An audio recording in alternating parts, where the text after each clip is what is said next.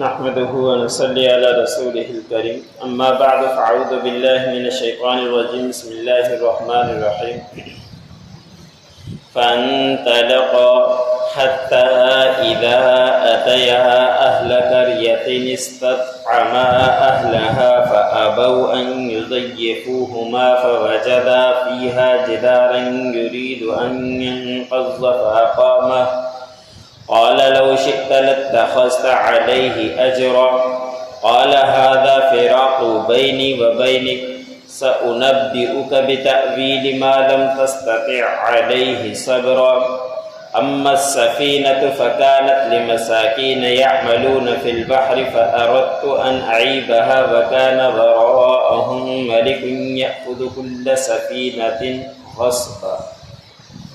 سورۃ کہف کا درس چل رہا ہے۔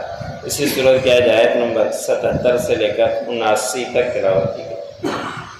ان آیتوں کے اندر اور گزشتہ آیتوں کے اندر اللہ رب العزت نے حضرت موسیٰ علیہ السلام اور خضر علیہ السلام کے واقعے کو بیان فرمایا ہے کہ حضرت موسیٰ علیہ السلام کا جو تذکرہ گزر چکا کہ وہ وعظ کر رہے تھے، کسی نے کہا کہ آپ سے کوئی بڑا جاننے والا ہے، تو اس موسیٰ علیہ السلام نے کہہ دیا تھا کہ میں اس وقت روئے زمین میں سب سے زیادہ جاننے والا ہوں۔ یہ بات اللہ رب العزت کو پسند نہیں آئی۔ حضرت موسیٰ علیہ السلام سے فرمایا کہ فلاں بندہ فلاں مقام کے پاس ہے، وہ آپ سے زیادہ جانتا ہے۔ پھر ان سے ملنے کا شرف حاصل ہوا، ملاقات ہوئی، اور ان سے کہا کہ میں آپ سے وہ چیزیں سیکھنا چاہتا ہوں جو اللہ رب العزت نے آپ کو سکھلائی ہے۔ تو خضر علیہ السلام نے فرمایا کہ آپ میرے ساتھ رہ نہیں سکتے، اس لیے کہ میں عجیب عجیب کام کروں گا، آپ وقت کے نبی ہو، جلالی نبی ہو، آپ سے برداشت نہیں ہوگا، آپ سوال کر ڈالو گے۔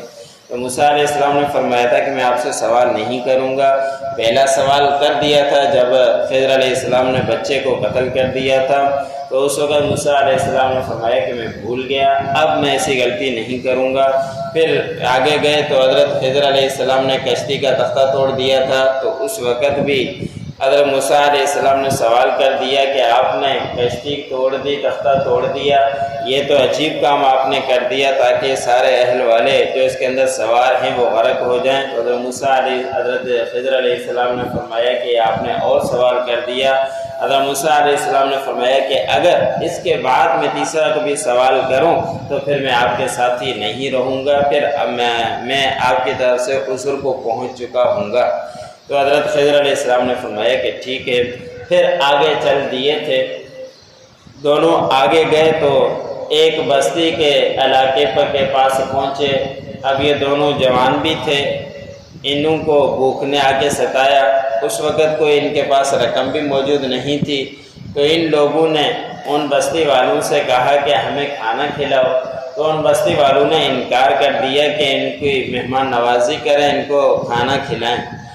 اب یہاں پہ مفسر نے لکھا ہے کہ اگر کوئی مجبوری ہو تو مجبوری کی وجہ سے مانگنا تو جائز ہے، مگر اگر مجبوری نہیں ہے پھر وہ مانگتا ہے، اس کے لیے بڑی سخت وعید ہے، حدیث مبارکہ کے اندر بھی آئی ہے۔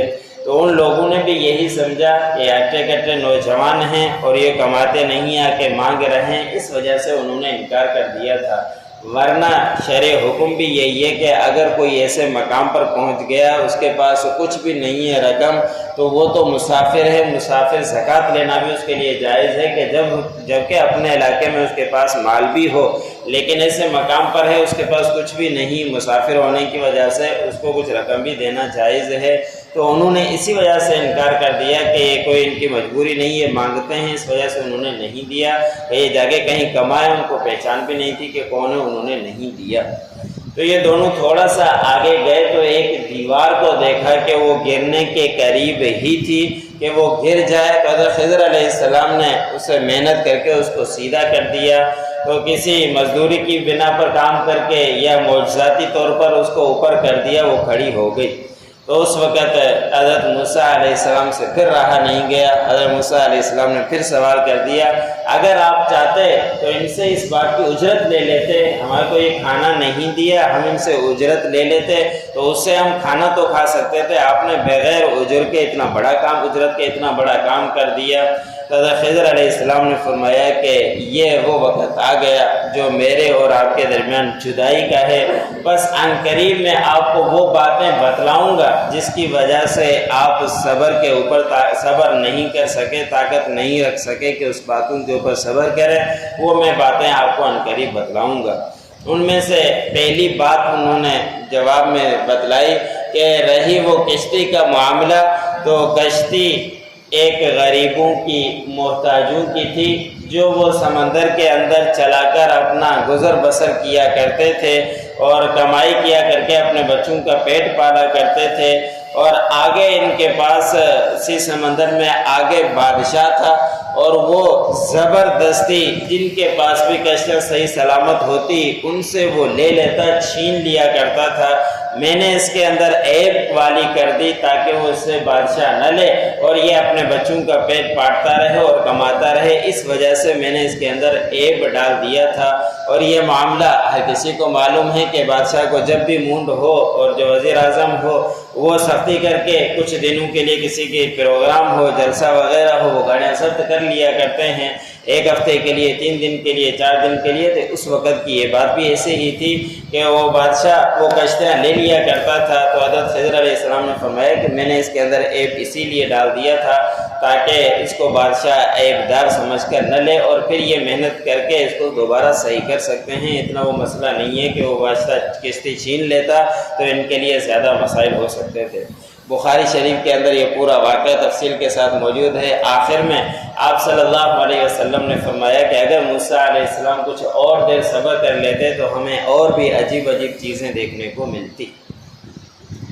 فانطلقا، پس ان دونوں وہ دونوں چل دیے، حتی اذا اتیا اہل قریۃ استطعما اہلہا، یہاں تک کہ جب ان دونوں نے دونوں پہنچے بستی والوں کے پاس اور ان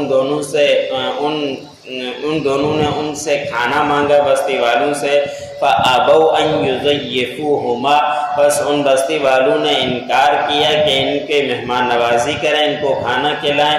فَوَجَدَ فِيهَا جِدَارًا يُرِيدُ أَن يَنقَضَّ، بس ان دونوں نے پایا اس میں ایک دیوار کو قریب تھا کہ وہ گر پڑے، بس اس کو حضرت خضر علیہ السلام نے کھڑا کر دیا۔ قال لو شئت لاتخذت علیہ اجرا، حضرت موسیٰ علیہ السلام نے فرمایا کہ اگر آپ چاہتے تو آپ اس کے اوپر ان سے اجرت لے سکتے تھے۔ قال هذا فراق بینی و بینک، حضرت خضر علیہ السلام نے فرمایا کہ یہ میرے درمیان اور آپ کے درمیان جدائی کا وقت آ چکا۔ سأنبئک بتأویل ما لم تستطع علیہ صبرا، عن قریب میں آپ کو بتلاؤں گا ان باتوں کی تعبیر جس کے اوپر آپ صبر نہیں کر سکے تھے۔ اما السفینۃ، رہی وہ کشتی، فکانت لمساکین یعملون فی البحر، اور وہ ایک مسکینوں کی کشتی تھی، غریبوں کی کشتی تھی، وہ کام کیا کرتے تھے، سمندر میں چلا کر گزر بسر کیا کرتے تھے۔ فأردت ان اعیبها، میں نے ارادہ کیا کہ اس کشتی کے اندر عیب ڈال دوں۔ وکان وراءهم ملک یأخذ کل سفینۃ غصبا، اور اس کے آگے بادشاہ تھا جو ہر کشتی کو غصباً لے رہا تھا، قبضے میں لے رہا تھا۔ میں نے اس وجہ سے اس کے اندر عیب ڈال دیا تاکہ بادشاہ اس کشتی کو نہ لے سکے۔